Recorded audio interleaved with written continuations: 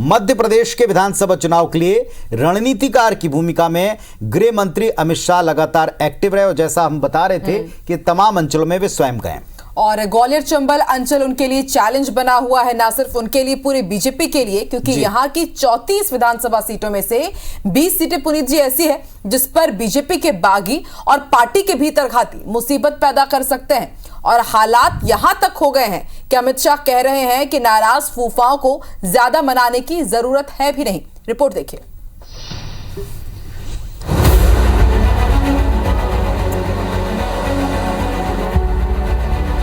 दिमनी, मुरैना, गोहद, डबरा, ग्वालियरपुर, मुंगावली और पोहरी समेत 20 सीटों पर बीजेपी प्रत्याशियों को बागी चुनौती दे रहे हैं। हाल ही में हुई बीजेपी की बैठक में इसे लेकर काफी मंथन हुआ। बीजेपी के सबसे बड़े चुनावी रणनीतिकार अमित शाह ने इन सीटों पर जीत के लिए एक जिला अध्यक्ष से सीधे संवाद किया। अमित शाह ने अपने नेताओं को दो टूक कह दिया कि वो टिकट न मिलने या अन्य कारणों से मौजूदा रूठे फूफाओं को मनाने पर ज्यादा ऊर्जा और समय बर्बाद न करें, उन्हें समझाने का प्रयास करें।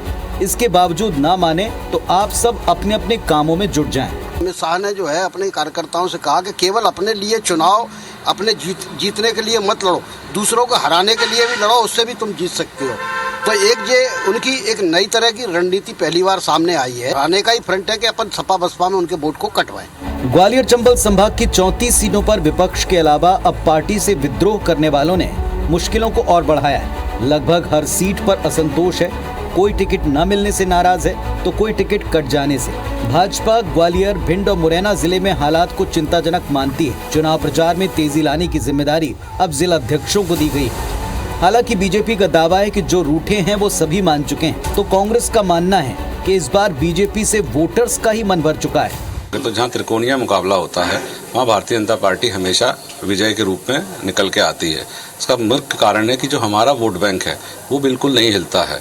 जो वोट बैंक बटेगा उसका नुकसान सिर्फ और सिर्फ कांग्रेस को होगा। हताश हैं अमित शाह, निराश हैं, खींचे हुए हैं, गुस्से में हैं, तभी तो वो अपने सम्मानित कार्यकर्ताओं को नाराज फूफा बता रहे हैं। इससे स्पष्ट हो रहा है कि नीचे से लेकर के ऊपर तक भारतीय जनता पार्टी सारा चुनाव हार चुकी है। अब वो सिर्फ प्रबंधन के सहारे है।